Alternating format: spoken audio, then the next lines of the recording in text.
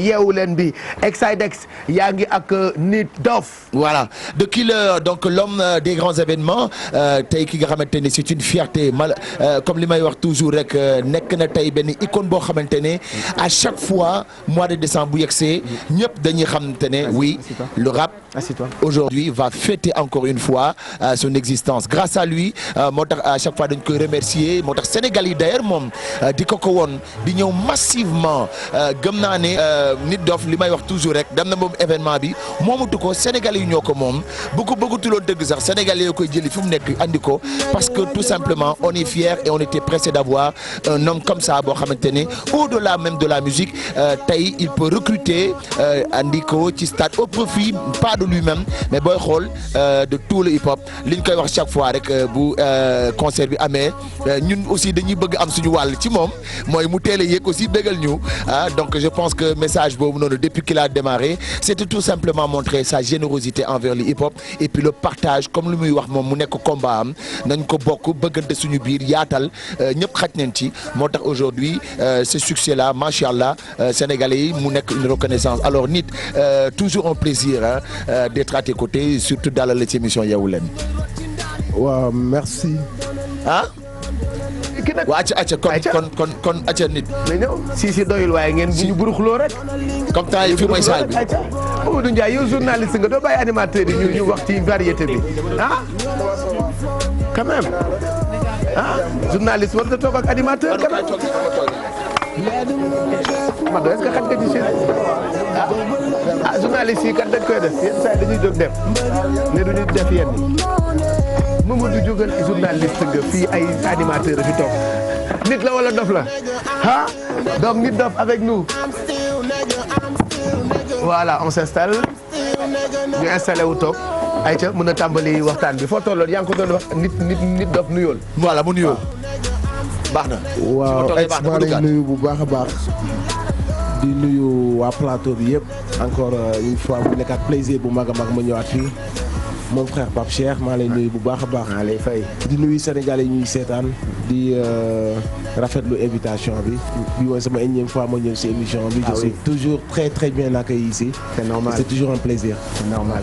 alors Nit ñu gis ne actuellement événement mois de décembre ce mois là mu nekk feetu hip hop parce que comme lu ñuy wax actuellement am nga yeneen objectif et que ak mois de décembre bu jotee képp kuy rappeur da ngay sawar da ngay kontaan parce que danañu am benn fête boo xamante ne à travers yow ñu ngi koy am stade actuellement fan nga ci tollu comment ça se passe au niveau de l'organisation pour que fan si at ñi nga xamante ne ñu ngi préparé guddi googu mën a ñëw. waaw comme ni nga ko waxee mois de décembre moom d'habitude sax léegi dafa commencé nekk mois wu rappeurs yi. waaw mois rappeurs yi parce que les rappeurs ils organisent beaucoup si mois de décembre bi. et y a aussi Elzo Jamdong bu war a def le 28 bi Topla Show. waaw et show of the year aussi léegi ci mois de décembre bi la nekk. et que événement la bu ñëpp di xaar comme ni nga ko waxee c'est rassemblement de tout le mouvement. ñëpp ay ñëw. ñëpp a koy préparer fépp la ñuy jógee ci Sénégal am ñoo xam de l'extérieur la ñuy jógee. donc ñu ngi kontaan ñun encore une fois tegaat ko mu nekkaat un pas de plus mu nekkaat un rassemblement de tous les hip-hopeurs encore une fois de plus et que le mois de décembre commence vraiment à devenir le mois carrément bu nga xam ne daax nañ gars yi léegi rappeurs yi ñoo ko accaparé quoi. alors Pape Cheikh xam nga ñun à chaque fois buy def concert donc show of the year bi mooy mujjee yéeg donc parfois 2 heures 3 heures du matin lay yéeg quoi mais Nit fi mu toll nii gars yi dañoo kaas ne ñun léegi Nit bëgg nañ au moins léegi gis la ngay teel a ñëw est-ce que tenir nga ci compte est-ce que année bii dana am changement ci côté boobu. oui bien sûr xam nga affaire yi moom du ñàkk parfois moom ay aléas.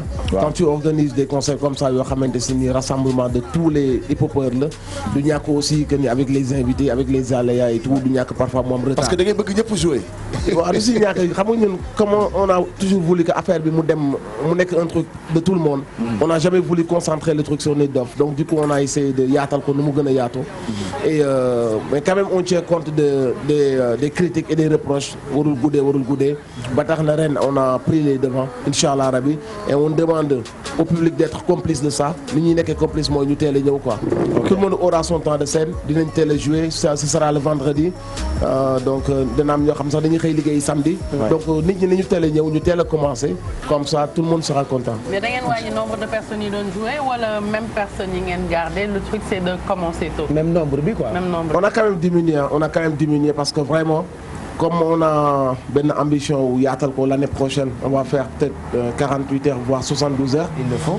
Voilà donc du coup on a vraiment diminué la liste mais on a vraiment invité que de la qualité. kan lañ fa mën gis. Il y aura toute la crème. Vraiment quand je dis toute la crème c'est pour ne pas citer des djum mais vraiment toute la crème ak jeunes yi nga xam si ne ils viennent fraîchement de sortir leurs albums. On leur donnera l'occasion de venir se produire là-bas. Il y aura H de Best, il y aura Cool Dis, tous ces jeunes là yoo nga xamante ni c'est leur premier projet ñoom ils seront là-bas et toute la génération de One Lyrical, Omzo Dollar, Paco Pris, tout ça ils seront là-bas et il y aura aussi les anciens ils seront toujours là donc rassemblement et conflit de génération lay doon ce sont toutes les générations qui vont se croiser ci benn soirée. Donc voilà. Mais d'où est venue l'idée déjà stade parce que c'est quoi le secret du show of the year parce que dafa bokk ci dundunu sénégalais yi. dafa dem ba bokk ci agenda culturel bu Sénégal quoi.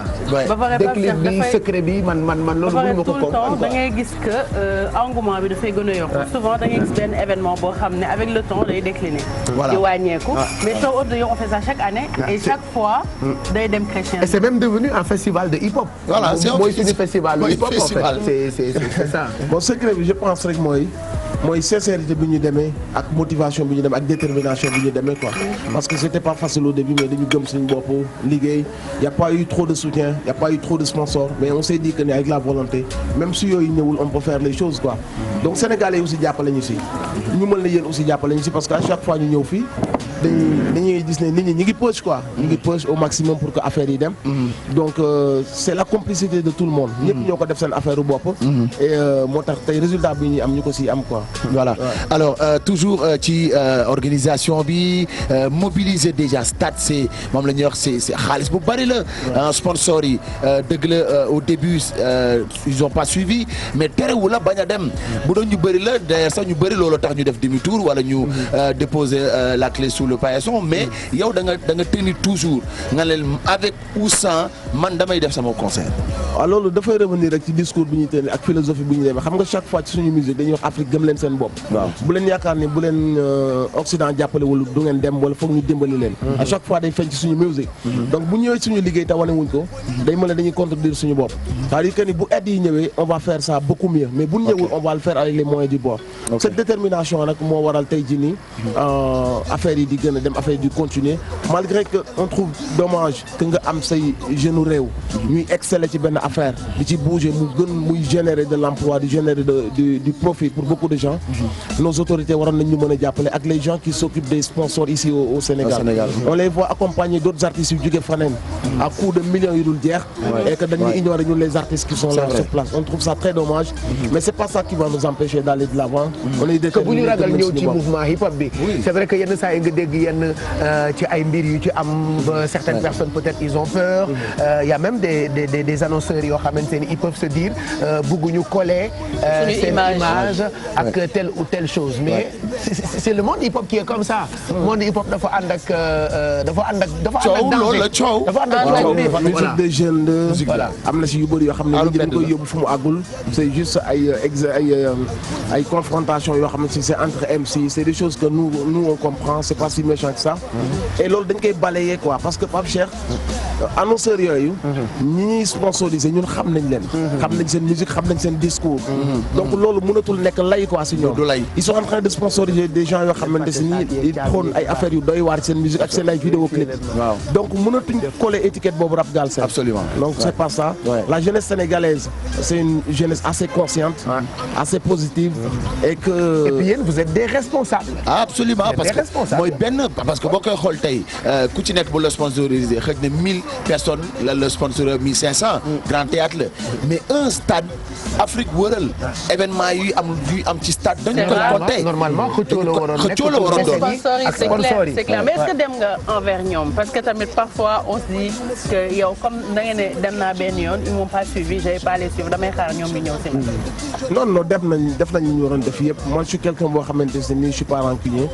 je reste toujours aussi les portes ouvertes de saa yu ñu ko sentir ñu ñëw mais man sama mot d'ordre mooy du ma leen xaar ci dara on fait les choses tout seul et ñu ngi leen di oo ci normes yi ñu leen war a oowee jaar nañ fi ñu war a jaar yëpp quoi donc s'il y a un problème ailleurs qui bloque nous on peut même pas l'expliquer parce que à chaque fois on se dit que ni non ñi mënuñu ñu ignorer quoi avec projet bu toll nii ak détermination ak une jeunesse assez et il y a jamais eu d'histoire il y a jamais eu d'embrouille dañu ñëw def ko dans la festivité dans la positivité et toute cette jeunesse là ce sont leurs clients ce sont leurs potentiels clients de demain et que c'est un truc qui va rester sur internet dëgg la donc on ne comprend même pas le fait que ñoom gisuñu leen la preuve dafa am benn moment boo xamante ne moment wu public bi la mooy moment bi muy yéeg moo am blackout gars yi taal seen téléphone c'est spectaculaire tu as presque ça donne des frissons oui mais moment boobu noonu tu rentres en transe moom ci boppam day mel lu ñu xabtal parce que day taxaw xool stade bi weex tal ak téléphone yooyu noonu ça appartient quand même à des firmes yoo xamante ne ñoo ko moom di liggéey ci téléphone yi loolu rek communication la tey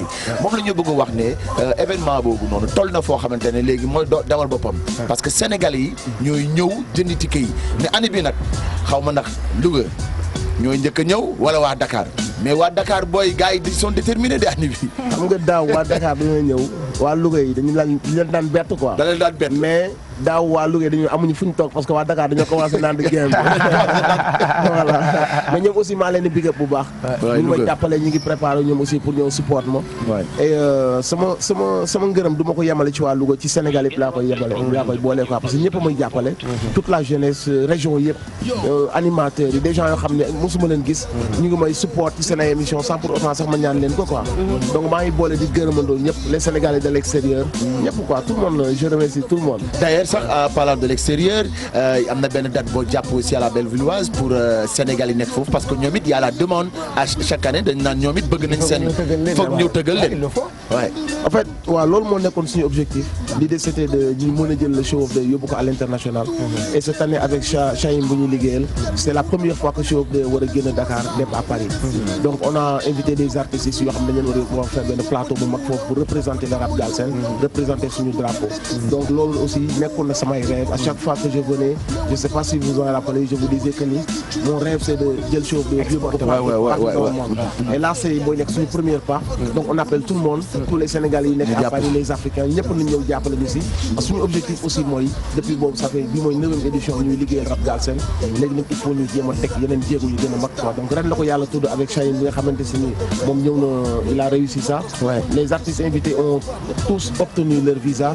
le concert aura bien lieu donc c'est bien quoi voilà donc ñun ni ñuy accueillir Maître Gims fii Sénégal noonu la ñuy ñaanee tout le temps nos jeunes artistes là ñu leen di accueillir noonu buñ dee dem ci yenn ci dëkk yi alors dañuy ndekki tegal leen dara ci nit dox bu defoon ñu ko doon ndekki ak ñun tey ci télévision Futurs Médias parce que c'est tout un peuple qui prépare cet événement wax naa ko sànq c'est devenu un festival de hip-hop c'est devenu l'un des plus grands événements hip-hop fii ci Sénégal dafa dem ba bokk ci agenda culturel bu Sénégal bi loolu ñun suñu fierté la parce que boo nekkee ndaw gis ndaw buy teg ay jéego yoo xamante ni yokkute la rek pour Sénégal mënoo lu dul rafetlu ko donc on écoute un titre et puis on se retrouve juste après.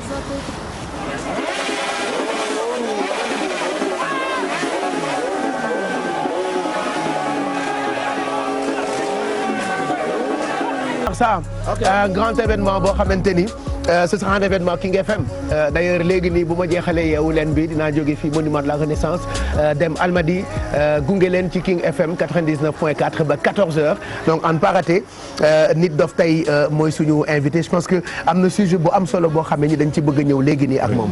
effectivement liñ ci bëgg a ñëw mooy actuellement li xew liy buzz actuellement mooy rap Sénégal yaa ngi wax mois de décembre bi ci concert yooyu c'est bien mais actuellement mois de décembre bi gën a porté rap Sénégal actuellement ci buzz mooy clashante bi am ci diggante rappeurs yi yow nag ténor nga nekk koo xam ne ku ñu respecté nga ku ñuy déglu bàyyi xel nga et puis en plus très présent sur les réseaux sociaux léegi noo gisee clashante bi am actuellement ci rappeurs yi wax ñu sa xalaat nit dof wax ñu sa xalaat wala boog. est-ce que du rapport bu laax. non vous rappelez de ça pour ma laat wax ñu sa xalaat quoi donc dañu wax xalaatam ci situation bi ni mu demee. waaw non man sama xalaat si loolu moom mooy ku ma xam-xam ni ça ne me dérange pas les clashs c'est quelque chose qui fait partie du hip hop exercice la rek boo xamante si ni ego trip am na ego trip mooy bàkku soo bàkkoo ba ni maa fi mën attends-toi à ce que keneen ñëw dindi li nga wax loolu mooy indi clash donc on doit le faire avec la manière même les grands les plus respectés du game def nañ ko mais ils l'ont fait avec la manière après même ñi nekk si hip hop bi aussi ils vont payer les pots cassés quand ça déborde mooy quand on utilise ay yenn insultes yu flagrant yoo xamante si ni on parle des mères nit ki tu ne peux pas parler de sa mère c'est impossible surtout ngay saaga ci Sénégal yi ñoom tamit exactement fam yo yenn limite yoo xam ne boo xasee ba dépassé rek cela ne rend pas service au rap Galsen parce que étiquette bi am na ba noppi te mi ngi commencé woon di deñ bu ñu delluwaatee ci trop d'insolence kenn dootul bëgg sa doom déglu rap kenn dootul bëgg sa doom fréquenter ay rappeurs te pourtant rappeurs yi am nañ njariñ bu bari ci société bi ñu ngi fépp foo xam ne askan bi soxla na leen boo tourné rappeurs yi ngay njëkk a gis donc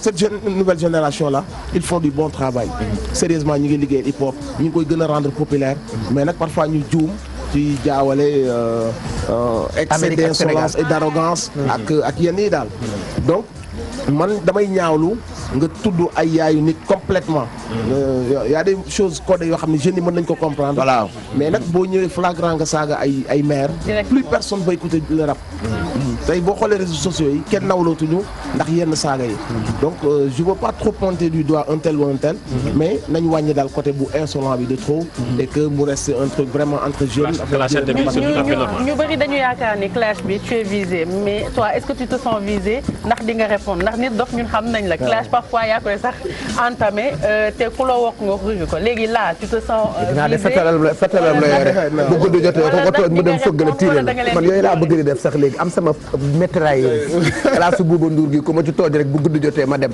dootuma yuuxu fii dem fekk na sa kër tiire la ba nga dee sa bopp bi toj naaj yuur yi génn ngay bullee ko bàyyi ko waa calmé wu Pape Cheikh instant yi moom clash to da ngay biif loolu la ñuy woowee biif parce que personnel la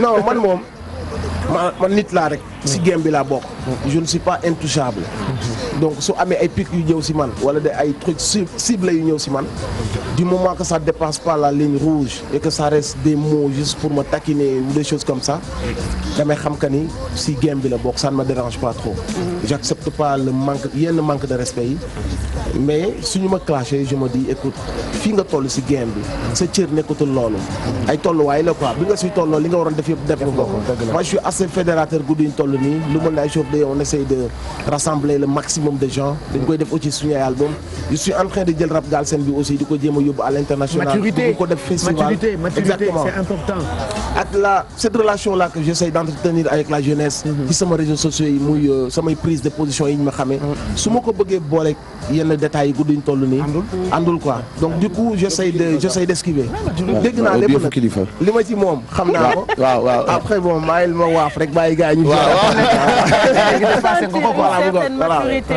maturité ci waxam ci ba ci solo bi sax merci et parfois day dem sol mbaxane bu rouge bi nit dof léegi nit la paa bi la lan moo xew ba nit dof jékki-jékki am benn maturité boo xamante ne moom la génnee parce que autant pour balaa ñu la classe sax nga defanteeg ñoom mais léegi tu laisses passer yéen seen vie bi neexoon fu mu jógee àdduna la walaay loolu la soo nekkee société da ngay dem ba société bi dafa am yu muy teg sa épaule responsabilité lay mujjee nekk parce que dafa am loo jëflanteeg ñoom ñu am fuñ lay yóbbu nga fay jëflanteeg ñoom ba am fuñ lay yóbbu léegi il faut nga nangu responsabilité boobu parce que da nga ko amal dafa am li bi quoi ñoom ñoo la ko dénk booy wax ñoom ngay waxal parce que da nga dem ba ni da ngay représenter lii ak lii donc du coup am na yu bëri yoo xamante ne nii soo koy def da nga si bàyyi xel benn amal benn àq donc tu vois donc dafa am benn ligne boo xam ne mënatoo ko ak loo xam ne da nga ko war a incarner parce que dafa am société bi foo xam ne foofu nga leen toll te yow nee nga leen loolu nga bëgg a représenter donc loolu daf lay pousser obligatoirement que tu sois mature parce que adduna aussi loolu la jéego kanam wala jéego ginnaaw voilà jéego kanam ngay demee alors bëggoon nañu yendu ak yow mais malheureusement émission baa ngi bëgg a jeex quel sera le message de Nit Doff pour le public sénégalais de façon générale que ce soit tes fans c'est-à-dire même ñu dul déglu hip hop dañuy consommer Nit Doff lan ngay joxe comme message en attendant événement bi. waaw sama message bi déjà damay big up bu baax groupe GFM bi yëpp.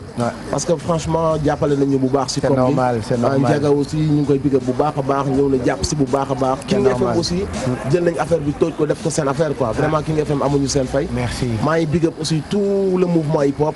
équipe bi mooy liggéeyal Chaim bi nga xam ne moom mooy promoteur bi moom ci hip hop. ak suñu gars yi nga xam ne yëpp ñu ngi jàpp ci affaire bi quoi lu may bëgg a wax rek Sénégalais yi mooy surtout la jeunesse. xale yi nañ yar mag ñi quoi. parce que loolu moo am solo. xale yi yar mag ñi. mag ñi ñoo war a yar xale yi. mais à ce qu'on constate mag ñi fi ñuy gis mënatuñu yar xale yi parce que. mag ñi jiite ñoo dàq fenn léegi comprendre nga ñoo dàq sàcc. ñoom ñoo waroon dimbali xale yi c'est la vérité. yow dëgg doo dof de. non mais c'est la vérité loolu c'est un message que xam naa ne ça n'a rien à voir avec le show of the year. mais tey li nga gis ci télé yi li nga gis assemblée nationale li nga gis ci kees yi ñuy dëpp li nga gis ci seetaan bi ñuy seetaan askan bi. ay mag a koy def quoi. donc nañ bàyyi xale yi ñuy ciblé. xale yi yàquñu dëkk bi. nekkul ne xale yi ñooy dugal drogue bi ci dëkk bi. phobie yi du xale yi donc fautif yi mag yi la donc xale yi amatuñu référence donc nañ jéem a xool ñoom naka lañ jubantee mag ñi. bu diñ toll nii Sénégal xale yi ñoo war a jubante mag ñi. donc je fais un gros big up à cette jeunesse consciente qui est en train de prendre ses responsabilités. ñoom ñoo war a mën a defar Sénégal. ñoom ñoo war a mën a soppi les choses. y a des mag nag yu sage dëkk boo dem am na lu baax am na lu bon y a des mag yu sage mais en tout cas l'élite en général dans sa généralité il y a beaucoup plus de mag yu yàq que mag yuy defar. donc c'est à la jeunesse sénégalaise de prendre les responsabilités. de dimbali réew mi de jubbanti gaal gi. pour que suñu avenir mën a gën a nice. voilà le message est très fort Exidex. je pense que loolu duñ ci teg dara dañuy. exactement voilà et puis on le retrouve pour cet événement ce sera un événement King FM. Nous on sera de la partie télévision Futur Média day accompagner Nit Doff. c'est une fierté. voilà et ce sera une exclusivité boo xamante ne ce sera en direct sur la radio King FM. Il y aura toute l'équipe déjà pour l'accompagner durant cette 9e édition mais nag comme lu ñuy wax rek incha allah da nekk édition boo xamante ne Sénégalais yëpp ñu ngi leen di ñaan man nag mon message c'est que les gens qui viennent tôt waaw nañu teel a ñëw comme ça voilà waaw nañu teel a ñëw quoi loolu moom suma message personnellement na ngeen teel a ñëw parce que ñun dinañ teel a installer rajo bi installer yëpp yéen na ngeen teel a ñëw ñu comme ça artiste bi mën a teel a yéeg moom it ñu def suñu concert ba nu mu ko tàmm di defalee quoi en tout cas merci beaucoup Nit Doff et puis rendez-vous le 20 au stade. Voilà et à demain. À demain sinon.